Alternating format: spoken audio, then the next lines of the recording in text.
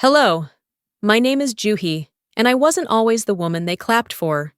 At the Ravencore Summit, my sister laughed at my dress, mocked my online degree, and made sure the room knew I didn't belong. No name tag, no title, just me, sitting in the back like an afterthought. But what she didn't know was that her boss, the man she wanted to impress, was already mine. He walked in, wrapped his arm around me, and said, "Beloved wife." But how did we get there? And what else had my family been hiding behind polished smiles and careful silence? Keep watching. The glass doors of Ravencore headquarters made it hard to tell if the chill down my back was from the air outside or the air inside. Either way, I tightened my coat and stepped through them. There was something about how everything gleamed. The marble, the metal, even the security guards' name badges. This place didn't just want to impress you. It wanted you to know you didn't belong unless you already believed you did. I walked slowly across the lobby, heels echoing louder than I wanted them to. I shouldn't have worn them, but everything else I owned felt too soft, too quiet. I picked the one pair that made noise, just enough to remind myself I was here. My sister saw me before I saw her. Vela had a way of appearing as if she'd been there the whole time, like a designer fixture in a space curated for power. She was laughing with two men in gray suits, her hand lightly resting on one of their arms. When her eyes caught mine, her smile didn't falter. That was her gift, knowing how to humiliate you without pausing the show. "Well," she said, brushing her perfect bob behind her ear as she approached. "Did you just roll off a clearance rack? Or is this that whole accessible fashion thing you used to preach in college?" I blinked. She was too polished to laugh at her own insult. That's what made it land harder. Her smile was the punchline. I didn't answer, just clutched my purse tighter and kept my face unreadable. I wasn't here for her approval. As I waited by the elevators, one of her colleagues glanced at me, then turned away. He didn't offer a greeting, didn't even pretend.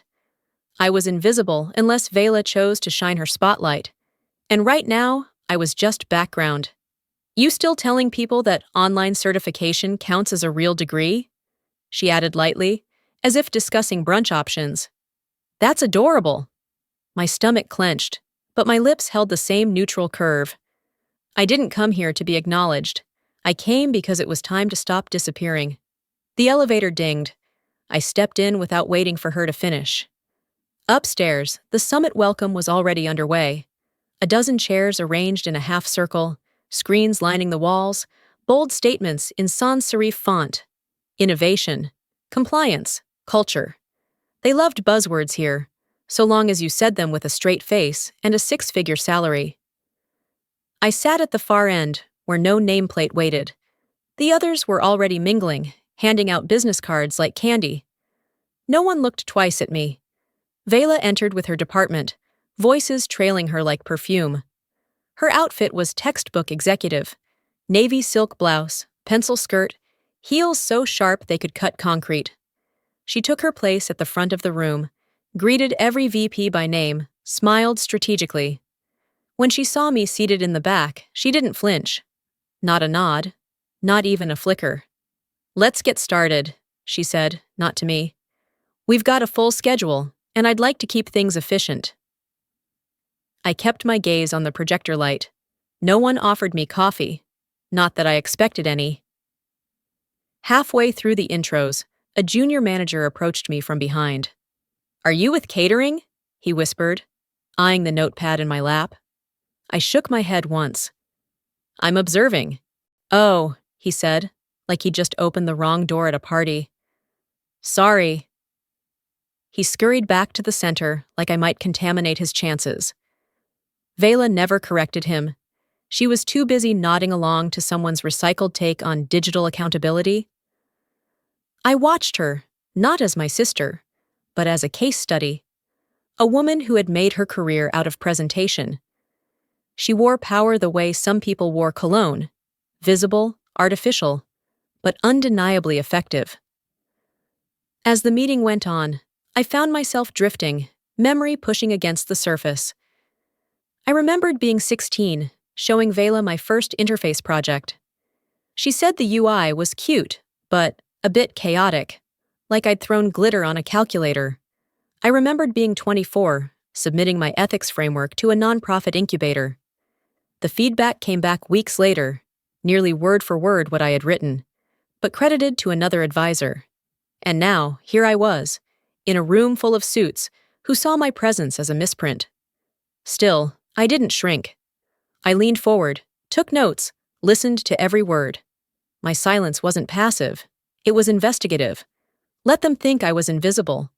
The quiet ones remember everything. By the end of the session, they passed around folders outlining the company's new compliance direction. My hands hesitated before taking one. I opened it slowly, scanning through jargon I already understood better than most of them. On the last page, I spotted something familiar.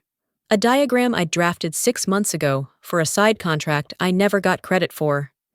No signature, no acknowledgement. But I knew the structure. It had my fingerprints all over it. I didn't say a word, but I marked the corner with a crease. As the room started clearing, Vela passed by me without stopping. "You should network while you're here," she said over her shoulder. "Smile more. You'll look less misplaced." That one landed. It wasn't a joke, it was a verdict. I packed my things slowly, my hands steady. I didn't come to make noise. I came to take note of who talked when they thought I couldn't speak back. And for a moment, I wondered if silence could scream louder than words. But silence was starting to sound like a warning, not a shield. After the morning session ended, most of the guests filtered upstairs to the rooftop lounge for the midday networking mixer. I took the stairs slowly, not because I was tired, but because I needed a few extra seconds. To breathe, to prepare, to adjust my face to neutral. When I stepped onto the rooftop, the mood had shifted. The space buzzed with conversations and polished laughter.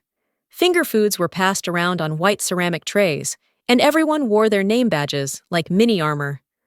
I noticed how some people led with their titles before their first names, as if the rest of us were supposed to curtsy. I wasn't wearing a badge. No one had offered me one, and I didn't ask. A young staffer carrying 2 plates of salmon tartlets brushed past me and glanced at my blouse. "You part of the catering team?"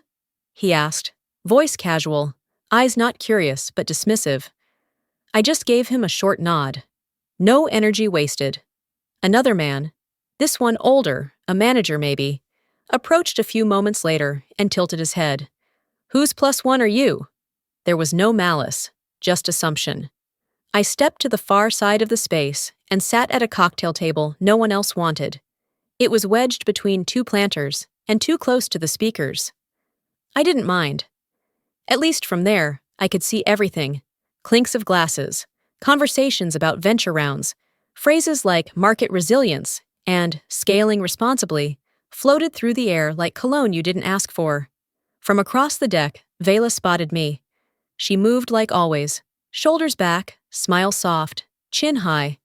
She greeted people like she was both their peer and their prize. And then, as if plucking me from obscurity, she called out in that sing-song voice she used when she was about to embarrass me and make it sound like affection. "Juhi, come here a sec. I want to introduce you." I stood, slowly. Not because I was uncertain. I just wanted the moment to stretch. By the time I got to her, she already had 2 HR directors and a visiting consultant from Boston beside her. They looked up at me like I was a curious footnote. Something unexpected, but not unwelcome, yet. "This is my sister," Vela said, with the kind of smile that made people lean in. "She's been dabbling in AI, mostly through TikTok tutorials, right?" I held her gaze. She didn't blink. "Still deciding between YouTube or Udemy as your official alma mater?" she added with a laugh that invited the others to join. They did. The consultant chuckled awkwardly. "Hey, some of my best devs learned through Reddit threads," he joked, trying to make it less cruel. I didn't return the laugh. I nodded politely, said nothing. Vela wrapped her arm around my shoulder, light and condescending. You're just full of surprises, aren't you? She let her hand fall quickly, as if even faux closeness might stain her sleeve. The group moved on to discuss something about organizational reshuffling. I stepped back without making a sound. They didn't see me walk away. But I watched them, carefully, every glance, every name, every laugh. I took note, not for revenge, for accuracy. I returned to my table, picked up a glass of flat soda, and sat. I wasn't angry, not exactly. It was something else, like pressure slowly building in a closed room. Across the deck, a senior assistant I'd seen earlier looked at me briefly. Our eyes met. He gave the faintest nod. He recognized me. He just didn't say it out loud. Not yet. I stayed on that rooftop long after the crowd had disappeared. The conversations had thinned out, leaving only the distant hum of streetcars and the occasional rattle of a bus braking below. My soda had gone warm, but I held the glass anyway. It gave my hands something to do, while my mind wandered somewhere I didn't want to return to, but couldn't avoid. 3 nights before the summit, I was back at the house I grew up in, the same 2-story home in West Bellevue, where every corner still smelled like lemon floor polish and expectation. My mother had texted that morning, "Dinner with family before your sister's big weekend, 7 p.m. sharp." I arrived at 6:45. No one greeted me at the door. Vela was already on the couch, barefoot, curled up like a queen on a velvet throne. She was sipping from a stemless glass of wine, mid-story about some strategy pivot she spearheaded last quarter. My father sat across from her, nodding, clearly impressed. My mother was in the kitchen, humming, plating shrimp cocktail onto tiny porcelain dishes. I stood in the doorway, waiting for someone to notice. "Don't just stand there, Yuhi," my mother finally said without turning around. "Grab a plate before it's all gone." The conversation didn't skip a beat. It was like I had walked into a meeting already in progress, where I didn't have clearance. I sat down on the armrest of the couch, careful not to interrupt. I listened. "And if the board votes unanimously, I'll probably be moved to head of systems integration by Q2, Vela said, brushing her hair behind her ear. "It's not final yet, but unofficially, it's basically done." My father smiled like someone had just handed him a trophy. "You've always been the one with vision," he said. "Just make sure your sister doesn't make things uncomfortable at your job. Juhi, you hear me?" I blinked, mid-bite. "Sorry? I just mean, don't go poking around Ravencore. Let Vela shine. No distractions. Be a good guest." My mother set a plate down in front of me and said, "Sometimes love means letting others take the spotlight. Just be supportive." I nodded. The kind of nod you give when saying anything would only make it worse. After dinner, I wandered down the hallway toward the study. The walls were filled with family photos, graduations, birthdays, weddings. I stopped in front of the Thanksgiving picture from last year. Everyone was smiling. Even the lighting was perfect. But something about the spacing felt off. I leaned in. I wasn't in it. It wasn't that I was hidden in the background or mid-blink. I was cropped, cut out. The photo had clearly been edited. Whoever printed it had taken time to reshape the frame so it felt complete without me in it. I stared at it for a long time. I didn't cry. I didn't yank it down or throw it across the room. I pulled out my phone and took a photo of the photo, not because I wanted revenge, because I needed proof that I hadn't imagined it. Sometimes the people who erase you don't do it out of malice. They just find life easier when you're not in the frame. Back on the rooftop, the sky had deepened into soft blue. The city lights flickered on one by one, like cautious confessions. I scrolled through the gallery on my phone and stopped at the image I'd captured, the framed photo from the hallway. I zoomed in on the space where I should have been, between my father and mother, right behind the pumpkin pie. Gone. Seamless. I whispered, so low even I barely heard it. They never saw me. Not really. They saw what I reminded them of, what they didn't want to explain. The irony, of course, was that while they'd been busy editing me out, I had been building something no one else could replicate. I'd spent years drafting ethical frameworks that made other people's technology less dangerous, less biased, less of a weapon. And yet, in the one space that should have been safest, I was the invisible daughter. The version they cropped because the full picture didn't match the story they liked better. But here's the thing about people like me. Just because you cut us out doesn't mean we vanish. I slipped my phone into my pocket, stood up, and glanced once more across the empty rooftop. I was done folding myself to fit into their frame. Because what they couldn't see back then, they were about to feel in full. By the time I made it back to the main conference hall the next morning, the air had shifted. Less performance, more polish. Name badges gleamed under the overhead lights. Coffee cups were filled but barely touched, and everyone looked like they'd rehearsed their posture in a mirror. I found a seat in the third row, far enough from the center to go unnoticed, but close enough to see every pixel of the presentation screen. The session opened with a buzzword-heavy intro from the VP of Strategy. Words like trust architecture, adaptive alignment, and integrity in motion. All of it scripted to sound futuristic, ethical, impressive. I kept my face still. Then Vela walked on stage. She didn't look at me, not even a flicker. She clicked the remote, and the presentation began. On screen, the AI-integrated ethics model. My model. Every visual, every bullet point, every core loop diagram, it was mine. I had coded that backend, laid out the decision pathways, built the logic trees from scratch. I didn't need to read the slides. I could have recited them in my sleep, but right there in the bottom corner of the screen, in all caps, developed by the Strategy and Risk Intelligence Unit, lead, Vila Brennan. Polite applause filled the room. A few heads nodded. One man leaned to his neighbor and whispered something I didn't catch, but I caught the smirk. I didn't clap. I didn't flinch. I had expected this, just not so early in the day. After the keynote, people rose to stretch, refill coffee, whisper about lunch reservations. I stayed seated until the crowd thinned.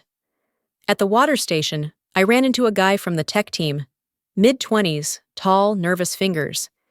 He looked like he wasn't sure if he should speak. "I think your name was in the first draft of that slide deck," he said, keeping his voice low. "In the appendix, I mean, but it didn't make the final cut." I raised an eyebrow. "You sure?" "Yeah," he nodded. "I saw it last week when they were merging files. Looked legit." "Thanks," I said. It was more than Vela had ever admitted. Back at my seat, I pulled out my tablet, connected to the internal archive. I knew which folder to check. I still had back-end admin access through an old testing login, something she probably thought had expired. The version history showed 6 edits. I opened the third. There it was. My name, Juhi R. Mirza, listed under contributors. External AI consultant, framework draft, ethics and compliance module. I took a screenshot, not because I needed proof, because I was tired of watching people pretend they'd forgotten how things really happened. Vela didn't reply to the email I sent 30 minutes later. I kept it short, to the point. Subject, slide 14. Vela, the logic sequence shown in slide 14 uses my architecture. I have the original repository with time-stamped commits. Let's handle this cleanly before legal or leadership needs to get involved. You know where to find me. Juhi. No passive-aggressive smiley. No begging. No tone. She didn't respond. Not that hour. Not the next. But she read it. That system didn't lie. What most people don't understand is that I wasn't asking for credit. I was asking her to stop pretending she hadn't built her story on something she quietly took from me. She always said, "If they don't ask, don't explain." Well, she was about to get a version of that advice right back. Because when silence ends, it doesn't always sound like yelling. Sometimes, it sounds like proof. That afternoon faded into early evening, with the kind of Seattle gray that made you question whether the sun had ever been out. I didn't return to my hotel after the summit sessions ended. I lingered in a coffee shop 2 blocks from the event venue, killing time before the executive dinner. I needed distance from Vila, from the name on the slide that should have been mine, from the silence that followed my email. I sat in the far corner, nursing a lukewarm Americano. My inbox remained still. No apology, no denial. Just that quiet confirmation from the system that she'd read it, that she knew I knew. I didn't expect a response, not anymore. I was done waiting for people like her to admit the truth when they could just as easily bury it under another champagne toast. At 6:45, I left the cafe and walked to the boutique hotel where the dinner was being held. Inside, the lighting was dim and flattering, the type of ambiance designed to hide tired eyes and inflated egos. I was early, intentionally. I wanted to choose my seat before Violet chose the narrative again. The room filled quickly. Board members, department heads, out-of-town partners with tailored blazers and too much cologne. Vela arrived 10 minutes late, flanked by 2 junior execs who laughed before she even said anything. She knew how to keep a room tuned to her frequency. As the final course was being cleared, Viola rose from her chair and clinked her glass with the side of a spoon. The room fell quiet with the sort of ease that only happens when someone holds authority, or at least the illusion of it. "I just want to take a moment," she said, lifting her glass, "to thank this team, this brilliant, driven, tireless team, for making Ravencore what it is. And also, a personal note of gratitude." She turned, eyes scanning the room until they landed on me. "To family. Some people climb ladders," she said, pausing, "and others, well, they stumble into the right room at the right time, with the right smile." Light laughter rippled through the room. I didn't move. Vela smiled wider, tilting her glass slightly in my direction. "To my sister, Juhi, whose timing and good looks keep surprising us all." A louder laugh this time. Someone murmured, "She's got charm, I'll give her that." I didn't raise my glass. I didn't blink. I simply stared straight ahead, into my untouched dessert. There was a time I would have told myself she meant well, that she was trying to include me in her world, even if she didn't know how. But those days were over. There's only so many times someone can dress cruelty up as wit before you stop pretending it fits. I stood to use the restroom, not because I needed to, but because I couldn't sit one more second surrounded by people who laughed like they didn't know better. On the way back from the coat hallway, just outside the dining room, I paused. Vela was speaking with one of the board advisors. Her voice was low, but the words were clear enough through the crack of the door she hadn't fully closed. "I don't care if she shows up again," she said. "She doesn't belong here. Not really. Cassian's just being generous. He'll lose interest soon enough." The advisor chuckled. "You sure?" Vila's voice turned crisp. "She's clever enough to fool people who aren't looking too closely, but this isn't her world. She'll fade." I didn't walk in. I didn't make a scene. I turned and walked quietly back toward the dining room, and I let that sting burn long enough to etch itself where it needed to. There's a particular shift that happens inside you when you stop absorbing disrespect and start repurposing it. It's like taking every splinter they've shoved into your back and using them to build your own spine. I returned to my seat. Someone asked me if I was feeling all right. "I'm fine," I said. "Just thinking." Vela noticed me sit down. Her lips curled slightly, like the insult had landed, like she was waiting for it to sink in. She leaned toward me as someone began pouring wine again, but before she could speak, I looked at her, calm as glass. "I know what you're doing," I said, just loud enough for the 3 people nearest us to hear. "Keep going. The punchline's almost yours to choke on." She blinked. Once. Then looked away. Nobody laughed this time. The following morning started before the sun even had the chance to lift the fog off the windows. I arrived at the Ravencore building just after 6:30, when the place was still stretching into consciousness, only a few motion-censored lights flickering on as I walked the corridor. I didn't want to wait for another round of polished meetings or performative collaboration. I wanted facts. And I knew where to find them. When I reached the access control room, tucked in the east wing, the hallway was silent. Most of the summit attendees wouldn't even know this department existed, unless their badge stopped working. That was my situation now. My login credentials had locked me out of the server late last night. It wasn't a glitch. It was deliberate.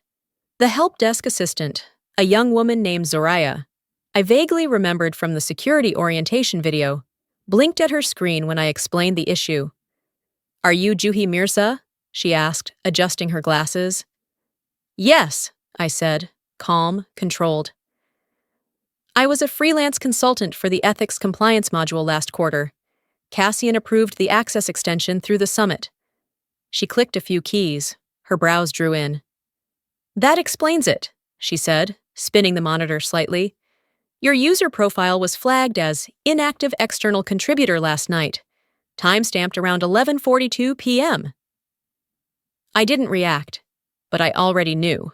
The way you know when you hear a story you've lived through before, just with new characters. "Can you see who made the change?" Her lips pressed together. She hesitated. Then she gave a tiny shrug, leaned in, and whispered, "Someone from HR with override access. Not many people have that level of clearance." She didn't have to say the name. We both knew. I thanked her, logged the incident on paper, and stepped outside the room. My phone buzzed almost as soon as I left the hallway. An anonymous email. No subject line. Just a short note and one attached image. I opened it. A screenshot of a Slack conversation. Vela's name. Bold, unmistakable. Vela Brennan. "Cassian doesn't know she's trying to slide herself into leadership. If I don't block her now, it'll be too late." Another line below it. A response from a colleague. "Leona, strategy lead. You sure she's not just tagging along?" And Vela again. "She's playing innocent, but we both know what she's angling for." My chest didn't tighten. My breath didn't catch. I just stared. This wasn't family drama anymore. This was professional interference. Career sabotage with a digital footprint. She wasn't just worried I might belong here. She was terrified I already did. I sat on the bench outside the server room and let the moment stretch. All this time, she'd been laying the groundwork to erase me, not just from the dinner table or the family photos, but from systems, from record. But systems keep logs. Systems remember. And I wasn't here to beg for re-entry. I was here to audit. I took a breath, stood up, and walked down to the internal security office. The woman behind the desk looked up, surprised to see anyone on a Sunday morning. "I need to file an incident," I said, my voice steady, not loud, not shaky. She motioned to a clipboard. I laid out everything, the Slack messages, the system lockout, the original email threads between me and Cassian confirming my extended contributor role. I printed the metadata. I annotated the timestamps. I didn't mention Vela by name. I didn't have to. The paper trail was louder than anything I could have said. When I handed the packet over, the security rep looked up, eyes slightly wider than before. She nodded once, silently. I turned and walked out. This wasn't about revenge. This was about accuracy, about marking where the line had been crossed and ensuring no one could pretend they didn't see it. As I reached the elevator lobby, I caught my reflection in the darkened glass. I wasn't dressed like an executive. No sharp blazer, no designer heels. But I looked like someone who no longer asked for space. I looked like someone who had receipts. And I wasn't leaving. Not until they knew I never needed their seat. I was the table. The morning after submitting the security report felt different. I didn't feel righteous or triumphant. I felt still, like the ground had stopped moving beneath my feet for the first time in a long while. There was no smile waiting for me in the mirror, no rehearsed speech in my mind. Just clarity. By noon, I was standing at the edge of Ravencore's outdoor atrium, where the final summit brunch was taking place.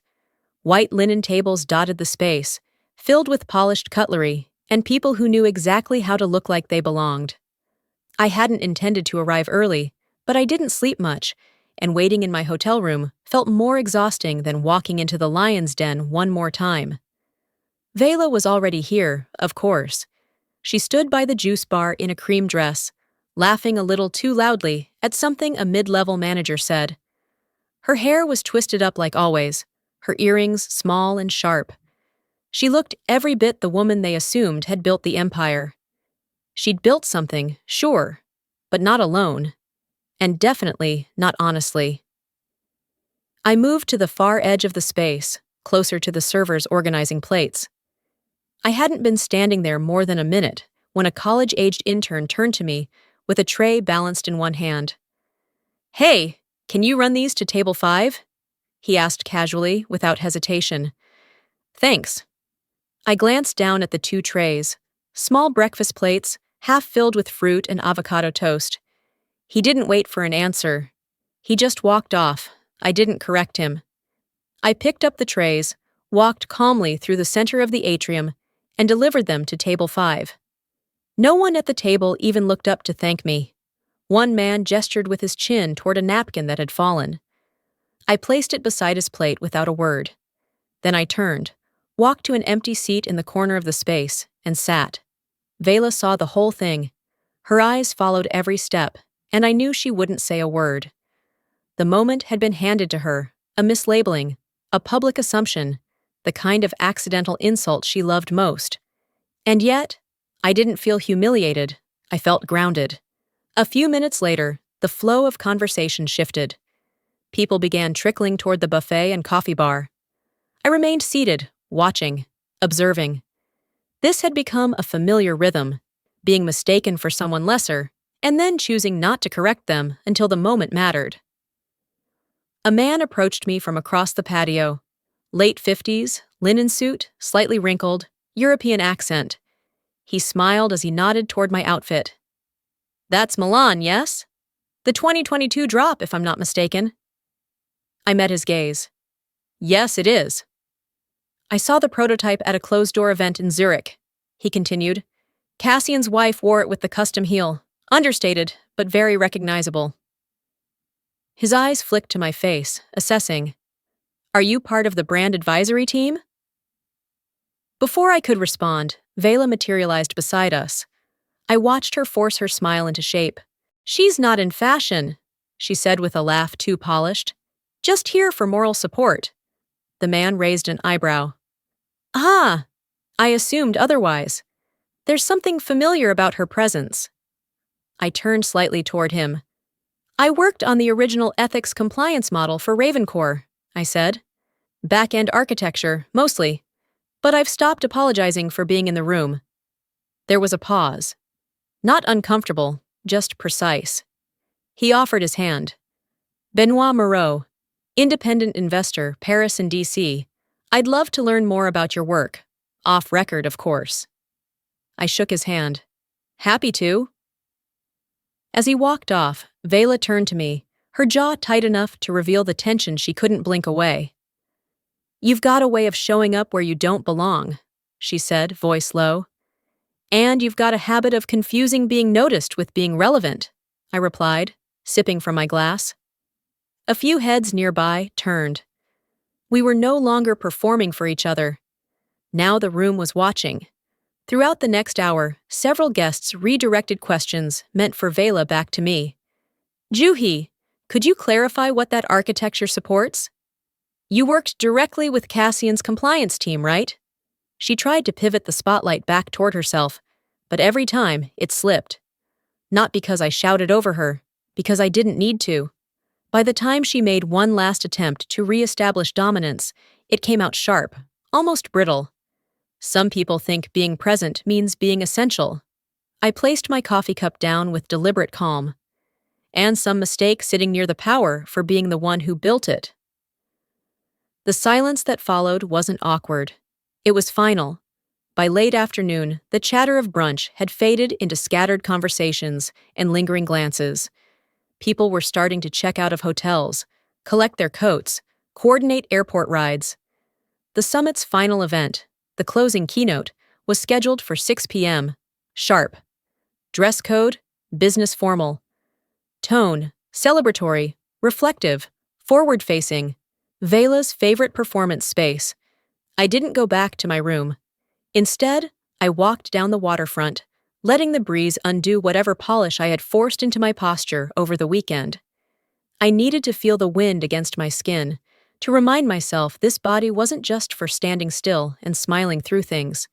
At 5:30, I stepped back inside the main building.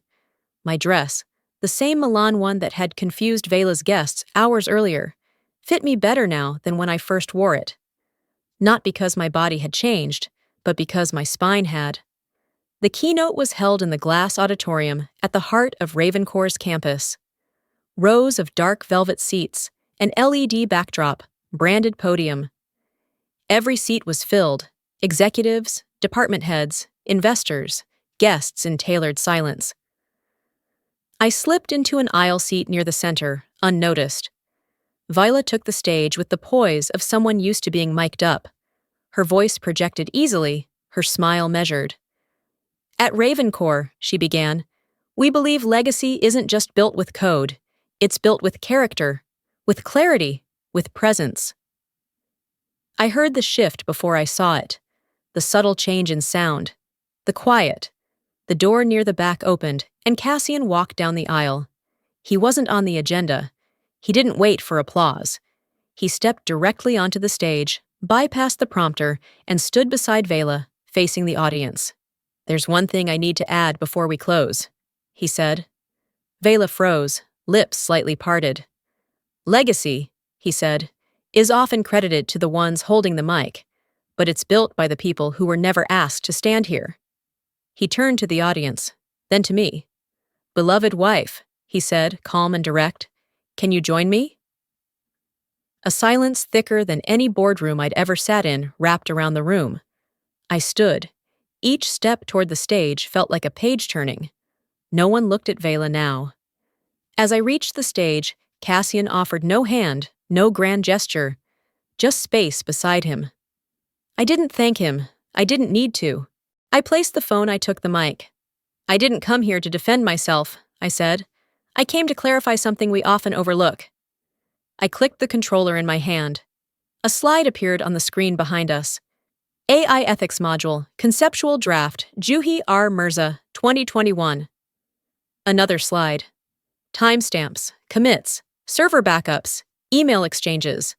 It wasn't just documentation. It was a receipt for every time someone told me, you're not ready, or let your sister lead, or you should be grateful to be in the room. I turned to the crowd. I've worked in silence, not because I lacked voice, but because I thought my work would speak for itself. Turns out even systems with integrity need updates. A murmur of agreement moved through the room. Vela hadn't moved. The HR director stepped forward, quiet, measured. We'd like to formally acknowledge that the original framework for our compliance platform was built by Juhi Mirza. That attribution was mistakenly excluded. We apologize. It won't happen again. Cassian added, without missing a beat. She never needed a seat. She wrote the code that protects the table. I didn't gloat. I didn't smile. I just breathed. Then I said, sometimes the ones you dismiss are the same people keeping you from falling apart. The applause wasn't explosive. It was steady, controlled, respectful. The kind of applause that doesn't come from being liked. It comes from being undeniable. I stepped down. Not from power, from performance. 2 weeks later, the applause had become a memory. Quiet, faded. Like the echo of a door that no longer needed to slam shut. The new office wasn't glamorous. It was tucked into the corner of the innovation floor. 5th level, East Wing. No skyline view. No nameplate on the frosted glass. Just a room with clean lines, steady light, and enough space to think without explaining myself. I stepped in alone. No assistant waiting with a folder. No one hovering with agendas or press questions. Just the low hum of the floor's startup teams and the sound of someone printing code from a desk 2 doors down. This was the kind of room people forget to fight over, which is why I chose it. I dropped my bag beside the modest desk and set my laptop down. On the corkboard, I pinned the diagram. The original one. The framework Vela had once called naive but idealistic. It was wrinkled at the edges now, but I didn't smooth it out. The creases reminded me that it had been carried, folded, doubted, but not discarded. Beside it, I tacked the email printout. Subject, reinstated, project architect, ethics and AI compliance. From Ravencore HR to Juhi R. Mirza. Date, 2 days ago. Body. Your former contract role has been formally reinstated as a full-time leadership post, effective immediately. No signatures, just confirmation. A light knock tapped against the frame. I turned to see a young developer, mid-20s, nervous stance. This is your space?" he asked, looking over his shoulder like he'd been sent by someone more senior. "It is," I said. He nodded. "It's kinda small for a lead." I smiled. "Big enough to build something worth keeping." He blinked, then smiled back, a little unsure, but not dismissive. "Cool, welcome to the floor." After he left, I sat down and opened my inbox. No new messages from Cassian, though I hadn't expected one. He'd already done what mattered. He'd stepped back so I could step forward, and didn't try to narrate the moment on my behalf. Then my phone buzzed. One voicemail, from my father. I stared at it. No transcription, just the little speaker icon and the timestamp. I didn't press play. I just tapped save. There are apologies you wait for, and then there are the ones you outgrow waiting for. Maybe he said the right thing, maybe he didn't. But I wasn't going to rewind my progress to hear it. Not now. Face down and turned back to my screen. 10 minutes later, Cassian appeared at the door. No blazer this time, just a dark shirt, sleeves rolled. He held a manila folder in his hand. "The board wants to highlight your contributions at next quarter's investor call," he said, placing it gently on my desk. "Formal recognition, front slide." I looked at the folder, then at him. "Only if we list the interns too," I said. "They're the ones who caught the logic flaw I missed. They made it safer." Cassian tilted his head, a smile tugging at one side. "Noted." He didn't ask questions. He didn't try to talk me into anything. He just left the folder there, nodded once, and walked out. I looked out the window. No skyline, just the edge of a rooftop garden from the neighboring building. But it was enough. People talk about success like it's a podium or a finish line, something shiny with confetti and a slow clap. But I've learned that sometimes success isn't loud. It's choosing a desk that fits your integrity instead of your ego. It's saving a voicemail you may never listen to because you no longer need it to feel complete. It's making space for others, for silence, for growth. It's knowing the scar will never vanish, but it's no longer the headline. Maybe that's all I ever wanted. To stop folding myself so others could fit. To stand exactly as I am, and stay standing. And if you're still watching, still here with me, thank you. If there's one thing I've learned through all this, it's that silence doesn't mean surrender. Being overlooked doesn't mean you're unworthy. And being the quiet one in the room doesn't mean you have nothing to say. It just means you were waiting for the right moment to speak. For years, I tried to shrink myself to fit into someone else's version of respectability. I thought if I was agreeable, small, invisible, maybe I'd be accepted. But I've come to realize, shrinking doesn't earn you love. It only teaches people how much of you they can ignore. So, to anyone out there who's ever been pushed aside in their own story, told they were too late, too soft, or simply not enough, I see you. I was you. And I want you to remember, you don't need permission to be powerful. You don't need applause to be valuable. And you certainly don't need anyone else's seat if you've already built the table. Now I'd love to hear from you.